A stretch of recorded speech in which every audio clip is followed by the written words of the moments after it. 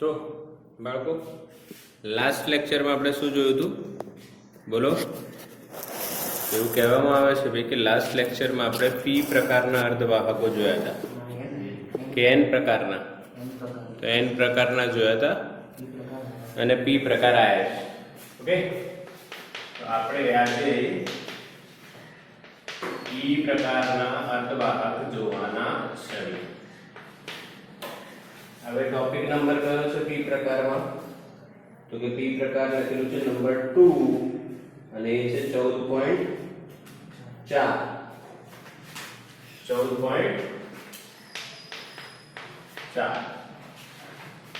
એમાં બીજો પાર્ટ 14.4 માં બીજો પાર્ટ આપણે જોવાના છે જેનું નામ છે પી પ્રકારના અર્ધવાહકો. ક્લિયર છે ને? ઓકે, તો સ્ટાર્ટ કરીએ સમજવાનું બેટા. પી પ્રકારના અર્ધવાહક એટલે શું?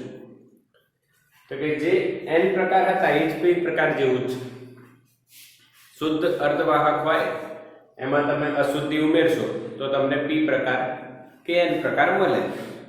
તો શુદ્ધમાં કઈ અશુદ્ધિ ઉમેરીશું તો કયો પ્રકાર મળે છે એ આપણે જોયેલું છે પહેલે. તો અત્યારે આપણે શુદ્ધમાં શુદ્ધ અર્ધવાહકમાં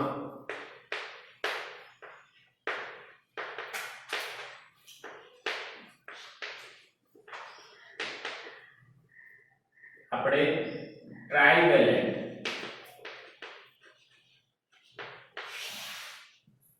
અશુદ્ધિ ઉમેરી જેને આપણે એક્સેપ્ટર પણ કહીએ છીએ ઉમેરવામાં આવે. ક્લિયર?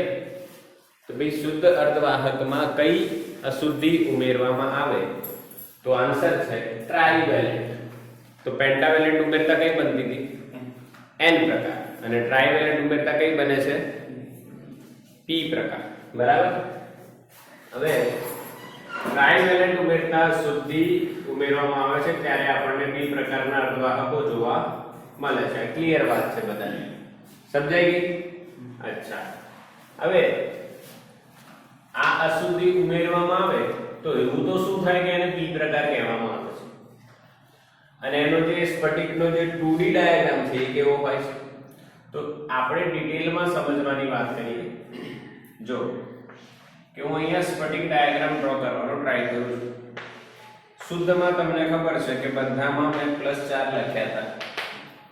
+4 એટલે સિલિકોન અથવા જર્મેનિયમની બાહ્યતમ કક્ષામાં રહેલા ઇલેક્ટ્રોનની સંખ્યા આપણે લખતા હતા.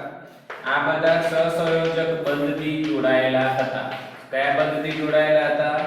તો કે સહસંયોજક બંધથી જોડાયેલા હતા. આ કે ના? સમજ્યા? હવે અહીંયા બી +4 જ હતું. હવે શુદ્ધમાં અહીંયા એક ઇલેક્ટ્રોન, અહીંયા બી એક ઇલેક્ટ્રોન, અહીંયા બી એક ઇલેક્ટ્રોન અને અહીંયા બી આનું જોડે એક સહસંયોજક બંધ બની ગયા. બરાબર? એક એક ઇલેક્ટ્રોનનું શેરિંગ થયું. અહીંયા પણ સેમ શેરિંગ થશે. સિમ્પલ લોજિક છે, બધે શેરિંગ થશે અને સહસંયોજક બંધના નિર્માણ થયા ગયા. અને પૂરું એન પ્રકાર પી પ્રકાર નહીં, આ તો શુદ્ધ પ્રકાર કહેવાય. બરાબર? એકદમ શુદ્ધ. હવે એમાં કઈ અશુદ્ધિ ઉમેરવાની છે તો કે ટ્રાઇવેલેન્ટ. હવે ટ્રાઇવેલેન્ટ અશુદ્ધિના એક્ઝામ્પલ તમને ખબર છે. બોલો કયા કયા? બોલો જલ્દી, કયા કયા છે ટ્રાઇવેલેન્ટ અશુદ્ધિના પ્રકારો? બોલો, શોર્ટકટ યાદ હોવો જોઈએ. ઉઠીને રિવિઝન કરવું જોઈએ કે ભાઈ આજે કયા ચેપ્ટરમાં કઈ વસ્તુ કયા વિષયમાં ચાલવાની છે એનું રિવિઝન હોવું જોઈએ. તો તમારી બેસ્ટ તૈયારી કહેવાય. એટલે તમે તૈયાર હોવા જોઈએ તા ભાઈ. તો BALGAIN બલા ગઈ. આ કે ના? બલા ગઈ ઇન્ડિયાથી. કેટલી બલા ગઈ? 3 બલા. તો એમાં તમને ખબર છે કે આમાં બાહ્યતમ કક્ષામાં કેટલા ઇલેક્ટ્રોન હોય છે? 3 ઇલેક્ટ્રોન હોય છે. હવે એ 3 ઇલેક્ટ્રોન વાળું જે પરમાણુની વાત કરી આપણે અહીંયા દર્શાવીએ. માની લો +3 એનો મતલબ એની જોડે 3 ઇલેક્ટ્રોન હોવા જોઈએ, તો કે 1 2 3 અને આ ઇલેક્ટ્રોન એની જોડે હોતો નથી.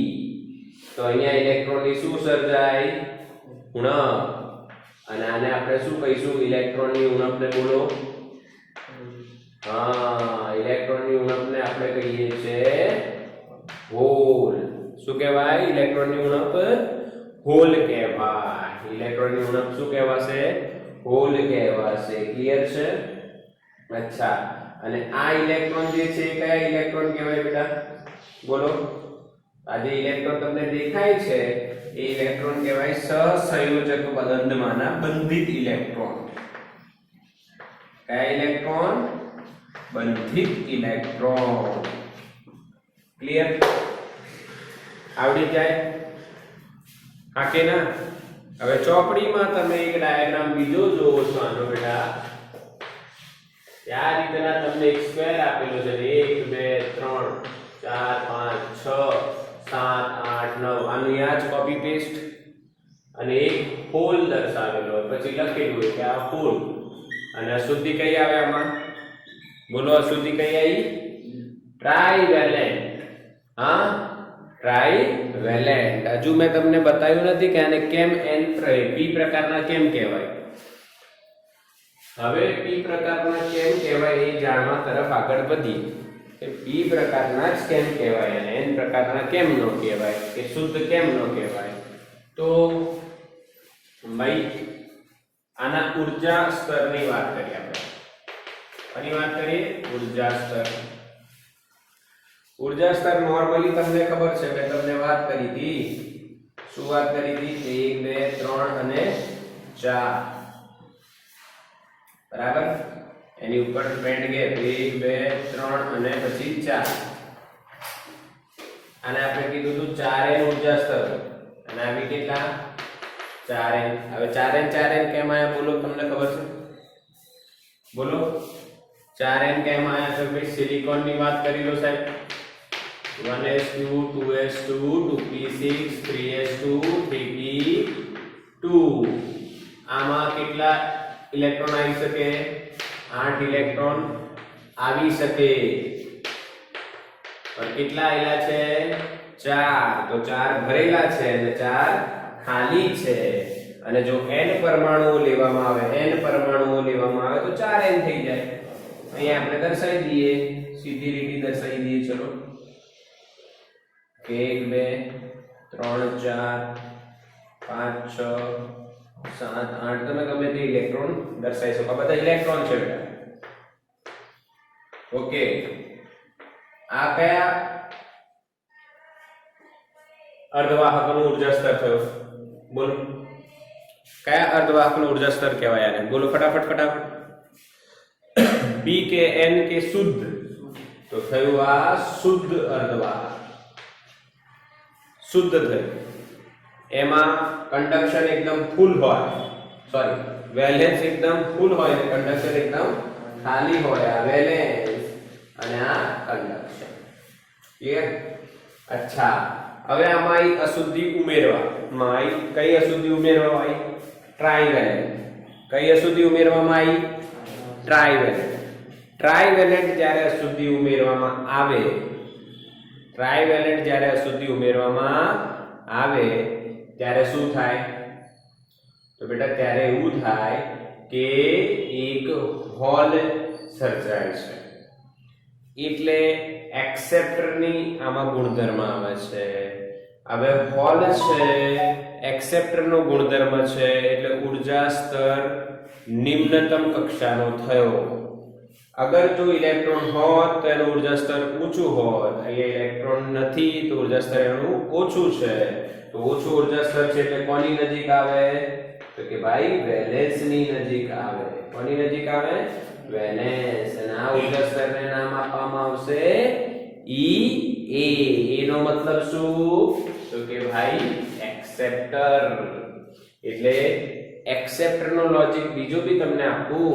બેટા દાતા હોય, ડોનર હોય તો ડોનેટ કરવા જાય. કોની જોડે જાય? જે ખાલી છે. આ તો એક્સેપ્ટર છે તો શું કરવા જશે?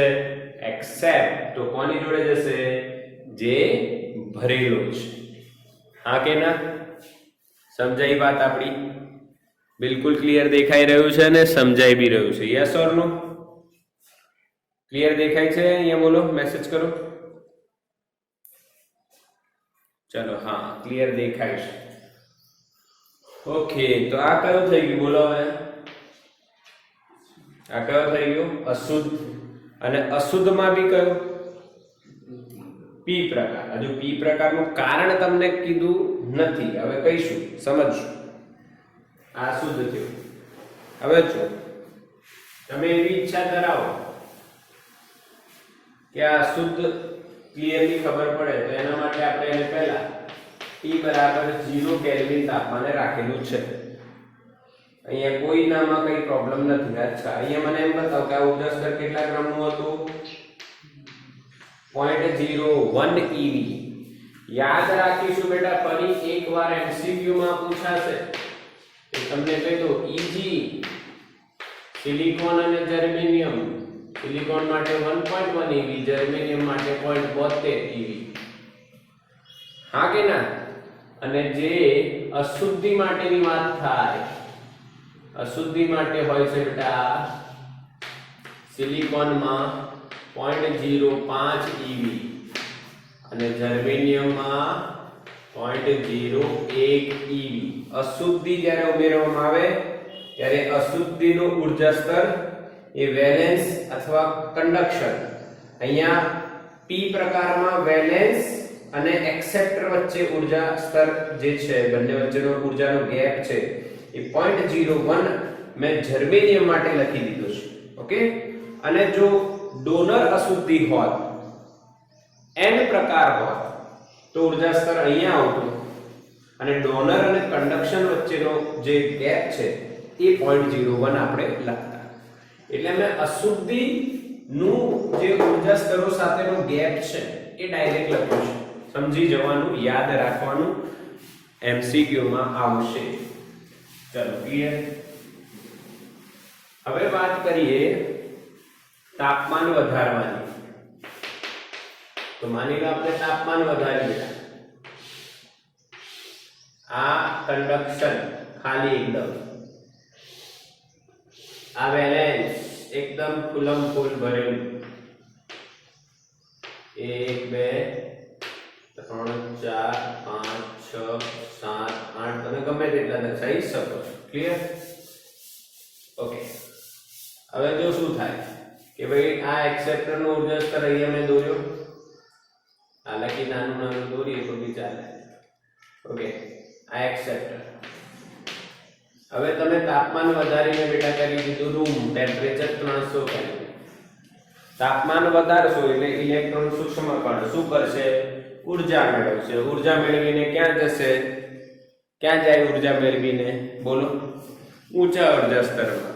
ઉર્જા મેળવીને ઊંચા ઉર્જા સ્તરમાં જાય તો શું થાય છે બેટા? જો આ જે એનર્જી ગેપ છે, જર્મેનિયમની વાત ચાલી રહી છે એટલે મેં લખ્યું 0.72 eV અને આ જે એનર્જી ગેપ છે એ છે 0.01 eV. તો શું થાય? તો કે આ બધા ઇલેક્ટ્રોનમાંથી અમુક ઇલેક્ટ્રોન એવા હોય એને 0.72 eV જેટલી ઉર્જા મળી જાય એટલે અહીંથી નીકળીને એ ક્યાં પહોંચી જાય? ક્યાં પહોંચી જાય? કંડક્શન બેન્ડમાં. ક્યાં પહોંચી જાય? કંડક્શન બેન્ડમાં. બેટા ઉભા રહેજો, આ સાઉન્ડ બંધ કરી દેવાનું ભૂલી ગયા છે આપણે. ઓકે, એટલે તમને અવાજ સંભળાશે મસ્ત મસ્ત. હાલો હાલો હાલો, અહીંયા ધ્યાનમાં રાખો. હવે શું થાય? આ બીજો ઇલેક્ટ્રોન છે એમાંય જોશ આવી ગયો, એને 0.72 જેટલી ઉર્જા મેળવી લીધી તો એ પણ જ ગયો બહુ વધારે જોશમાં, કંડક્શન બેન્ડમાં જતો રહ્યો. ક્લિયર? પર બાકીના કોઈ ઇલેક્ટ્રોનને ઉર્જા મળી નહીં.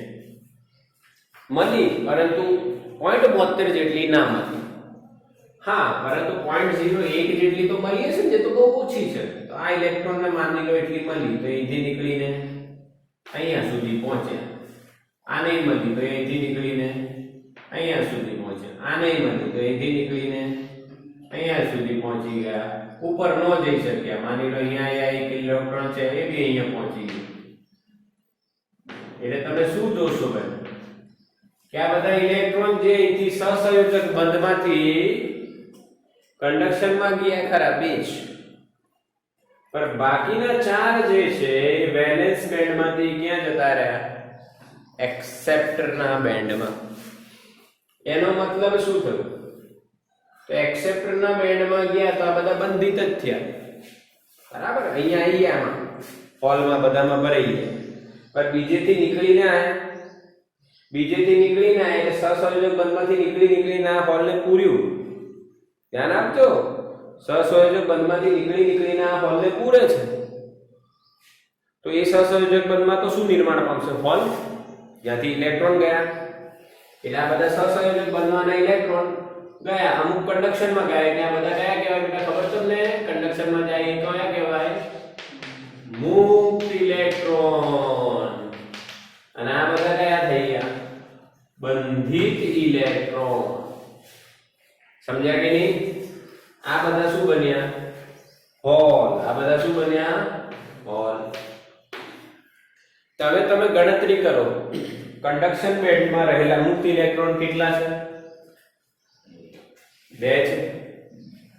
અને વેલેન્સ બેન્ડમાં રહેલા હોલ કેટલા બન્યા? ગણો. 6 હોલ છે, 2 મુક્ત ઇલેક્ટ્રોન છે. તો કોણ વધારે છે? હોલ વધારે છે ઇલેક્ટ્રોન કરતા. એટલે અહીંયા ઇલેક્ટ્રોનની સંખ્યા ગણતા કરતા હોલની સંખ્યા ગણતા વધારે છે. તો બોલો, હોલ એટલે કયો વીજભાર કહેવાય? તો કે કયોય ના કહેવાય, પરંતુ જ્યાંથી ઇલેક્ટ્રોન ગયો હોય તો ત્યાં કયો માનવો જોઈએ?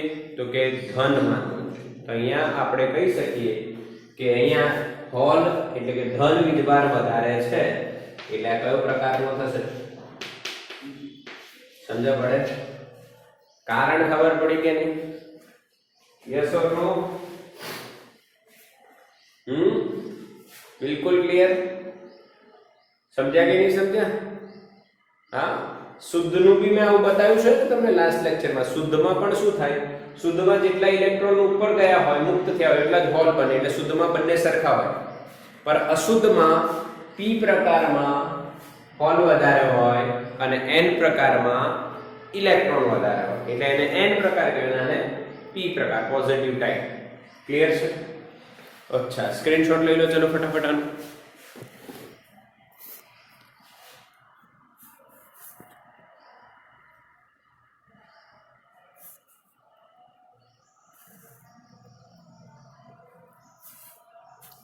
चलो થઈ ગયું? મેસેજ કરો ફટાફટ બેટા.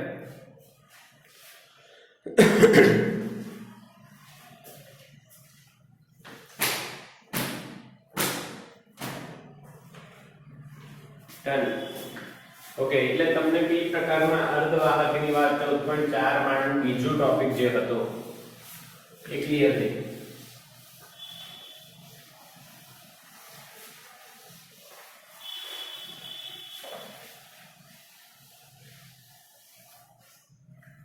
चलो હવે સમજો, મારી વાત. હવે આપણે વાત કરીએ એક બીજી કે જ્યારે સંતુલિત અવસ્થા આવે છે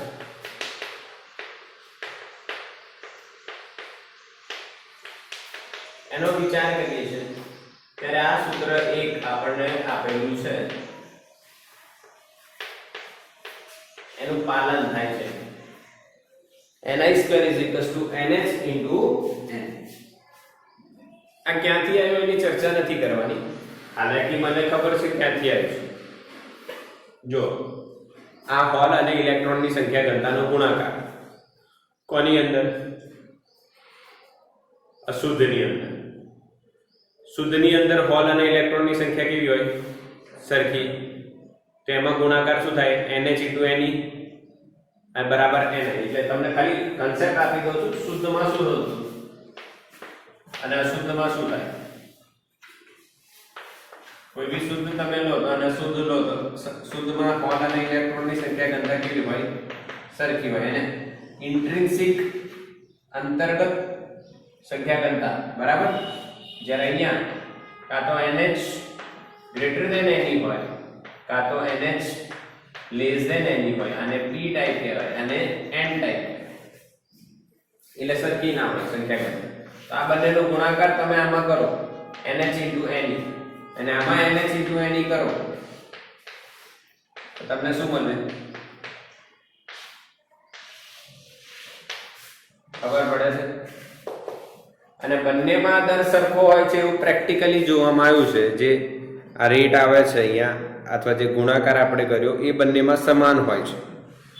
ક્લિયર છે? એટલે તમારે આ સૂત્ર યાદ રાખવાનું કયું ni² બરાબર NH * Ne. હવે NH n એટલે શું? એકમ કદ દીઠ વિદ્યુત ભાર વાહકોની સંખ્યા અને એનો એકમ હોય છે 1/m નો ઘન. એ બી ખાસ યાદ રાખવું. એના પરથી અમુક એક્ઝામ્પલ્સ તમને પૂછાશે. આપણી ચોપડીમાં એક એક્ઝામ્પલ છે જો 14.2 एकदम सिंपल છે બેટા एग्जांपल 14.2 જો તો ધારો કે શુદ્ધ સિલિકોન સ્ફટિકમાં 5 × 10⁻28 પરમાણુ પ્રતિ મીટર ક્યુબ છે.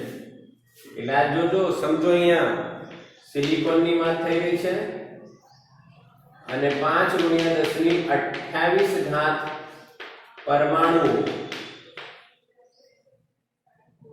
પ્રતિ મીટર ક્યુબ છે.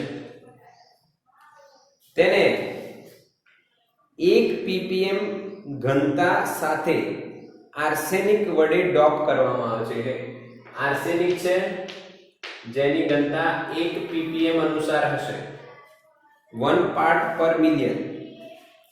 તો તમારે ઇલેક્ટ્રોન અને હોલની સંખ્યા ગણવાની છે. કોની સંખ્યા ગણવાની છે? ઇલેક્ટ્રોન અને હોલની સંખ્યા ગણવાની છે. ક્લિયર? યસ, ગણી કાઢીશું. પરંતુ એક ડેટા જો આપણને આપ્યું છે Ni 1/1016 metre (3). Okay, clear? Yes. હવે આપણે અહીંયા શું કરવાનું છે સમજો. સોલ્યુશન એકદમ સિમ્પલ છે. ઇલેક્ટ્રોનની સંખ્યા ઘનતા તમને ડાયરેક્ટલી મળશે. કેમ નહીં? જો ડોપ કોને કરવામાં આવ્યું? આર્સેનિક ને. હવે આર્સેનિક તમારે ખબર હોવી જોઈએ કે આર્સેનિક છે શું. બોલો, આર્સેનિક છે શું? ડોનર કે acceptor? Donor. Yes or no? Arsenic શું છે? ડોનર છે. આર્સેનિક શું છે બેટા? ડોનર છે. તો 1 ppm એનો મતલબ એક આર્સેનિક નો પરમાણુ 10⁶ સિલિકોનના પરમાણુમાં નાખવામાં આવે. એટલે 10⁶ સિલિકોનના પરમાણુ હોય. હા કે ના? મારી વાત સમજ્યા કે નહીં સમજ્યા? અશુદ્ધિ નાખો છો કેટલી? 1 ppm. એનો મતલબ શુદ્ધ હતો સિલિકોન, એમાં આર્સેનિક અશુદ્ધિ નાખી. કયા રેટ પર નાખી? 1 ppm પર નાખી ભાઈ. એનો મતલબ 10⁶ શુદ્ધ હોય. ધ્યાન આપજો, 10⁶ શુદ્ધ માં 1 અશુદ્ધ. બરાબર? તો સમજવાની વાત એવી છે, અહીંયા 5 × 10⁻28 પરમાણુમાં નાખો છો તો કેટલી અશુદ્ધિ થશે?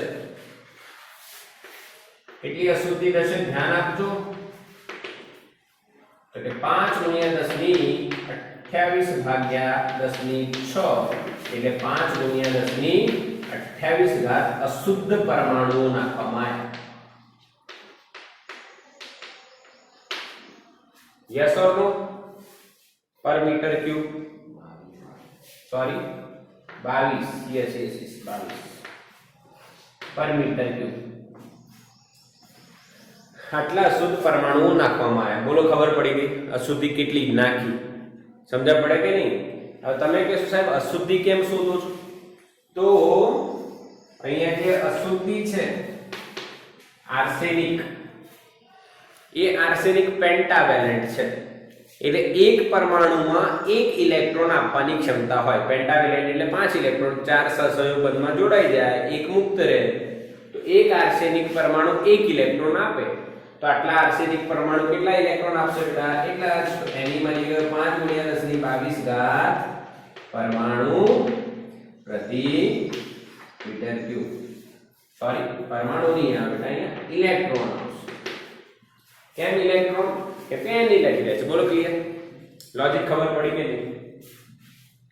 કે બાઉન્સ ગયું? લોજિક જોયું? સિમ્પલ છે ને? તમને શુદ્ધ પરમાણુ આપ્યા છે, અશુદ્ધિનું પ્રમાણ કેટલું છે એ આપ્યું છે 1 ppm, એટલે 10⁶ માં એક અશુદ્ધિ તમે ઉમેરો છો, બરાબર? તો આટલામાં કેટલા?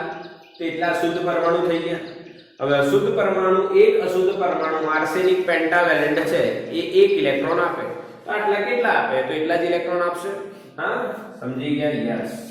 હવે તમે યુઝ કરશો ni² બરાબર nh * ne નો, તો તમને nh બરાબર મળશે બેટા, nh બરાબર મળશે ni² છેદમાં ne. ni આપ્યું છે 5 × 10⁻16 એનો વર્ગ કરવાનો, અને ne ની વેલ્યુ 5 × 10⁻22. આ 2.215 નો વર્ગ 225, એટલે 2.25 × 10⁻32 અને છેદમાં 5 × 10⁻22. શું કટ થશે? 225 ના ભાગ ચાલે બેટા 5 વડે, કેમ કે 20 × 50 100 થાય, કે ગમે તે ભાગ 25 થી ચાલશે. 25 ચોક 100, 25 × 8 200, તો 25 નવા 225. એટલે અહીંયા તમે આને 225 ગણો તો અહીંયા મારે 30 કરી દેવા પડે. તો 25 સમજણ પડે છે શું બોલી રહ્યો છું? ભાગ ચાલશે કે નહીં 225 નો? તો 5 ચોક 20, 25 વધારે તો 5 × 5 = 25, 45 આવશે. શું બરાબર છે કે ભૂલ છે? 45 × 5 225 થાય. ગણો જોઈએ. હા કે ના? 45 × 5 કેટલા થાય? હા, બરાબર છે. બરાબર છે ને? ભાગ કરતા તો આવડે. એટલે તમારો જવાબ અહીંયા આવશે 45 × 10⁻30 - 22 એટલે 8, અને 4.5 કરો તો 9 હોલ્સ પ્રતિ મીટર ક્યુબ. આ થઈ ગઈ NH. આ રીતના તમને Ne અને NH શોધતા આવડ્યા કે નહીં? બોલો, મેસેજ કરો. યસ ઓર નો? જવાબ આવી જાય છે તો કે યસ, જવાબ આવી જાય છે સર, બિલકુલ ક્લિયર. સમજાઈ ગયું? તો આનું સ્ક્રીનશોટ લઈ લો ફટાફટ.